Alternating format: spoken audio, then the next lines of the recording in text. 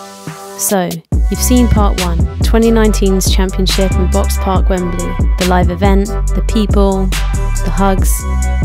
Well, last month had to be a little bit different because of COVID, but fear not. 2020's Illustration Championships are still happening, with great artists, great battles, and streaming online. So, Mark Farrington, the main guy behind IWS, sent us all a box of goodies, with everything we needed to create our set ready for the competition. A promotional desk cover, Posca pens, a bag full of things, a GoPro, ring light, very necessary A2 paper, a tripod. Oof, there were some serious goodies and lots of parts to put together, but luckily we got given a super detailed PDF with a full set of instructions. So I went about putting everything together.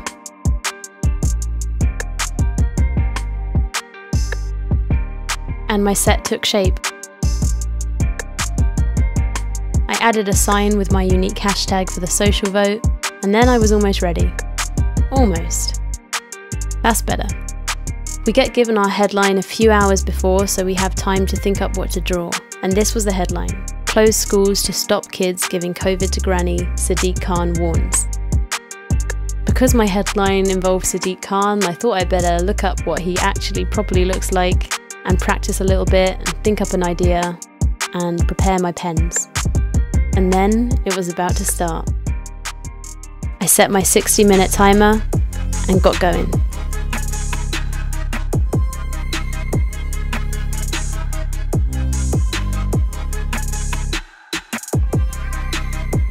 So my idea was to have the granny reading the paper with all of the news on the cover about COVID kids and Sadiq Khan's warnings. And then in the doorway behind her is her grandson, who startles her, with his shadow casting her worst fears. My competitor was Joe Fur Art, who's seriously good at freehand drawing. I mean, check out his artwork on Instagram. It's amazing, and he's just so prolific at it, and it's definitely something that made me nervous about this battle. And just like that, it was over.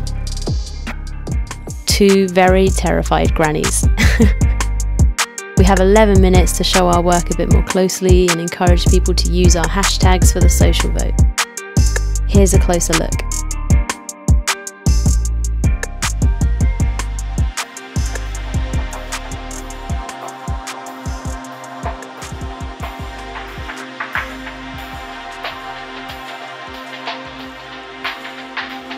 I got through and got given the next headline.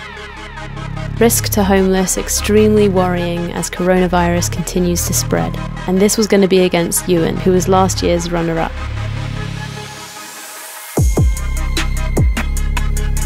Nervous fidgeting.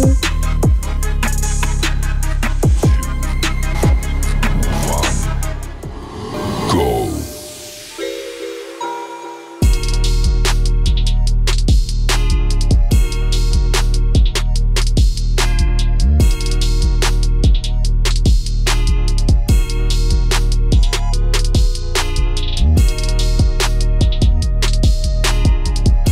My idea was to show the homeless people in their desperation, with signs showing all the things they couldn't do. Not being able to wash their hands regularly, the soup kitchen being closed, and the irony of the stay-at-home sign. And Ewan's creating a powerful image showing the Monopoly man that's representing the rich 1% jumping over the homeless people with a bag of money. And I mean, it's just such a brilliant way to highlight the divide between the two. And the details in this piece as well are just looking so beautiful.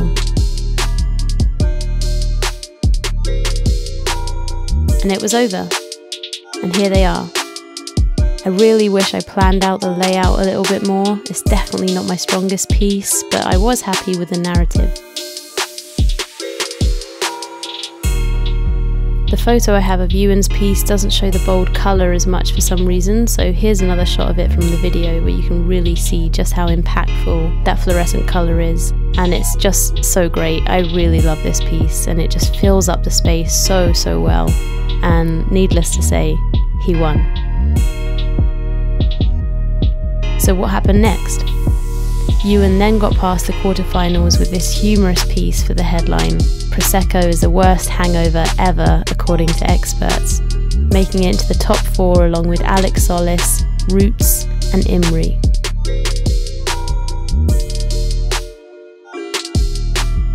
Alex Solis beat Ewan with this piece for the headline, "Demand for doomsday bunkers surges due to Trump's loss and COVID pandemic."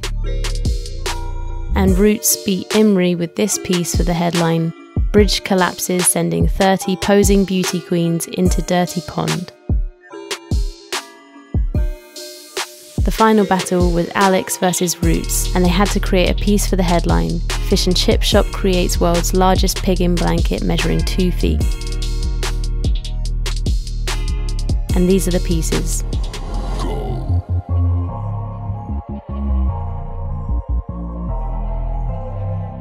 The details they both included were so great. The plans in Alex's, the little digger, the Guinness World Record guy in Roots' piece, and the different boxes and the prize ribbon. Both pieces were so good and so clean, and it was just such an epic battle to watch. We all eagerly awaited results, and they were in. Alex won. So well deserved, and again, this was just such a great competition to be part of. And this video is only my very small perspective of it. There are 32 other stories here, and so here are all the artists involved with their Instagram handles at the top of each of their images, so please do check them out. But apart from that, thanks so much for watching, thanks so much for your support, and if you are subscribed, I'll catch you again on the next one.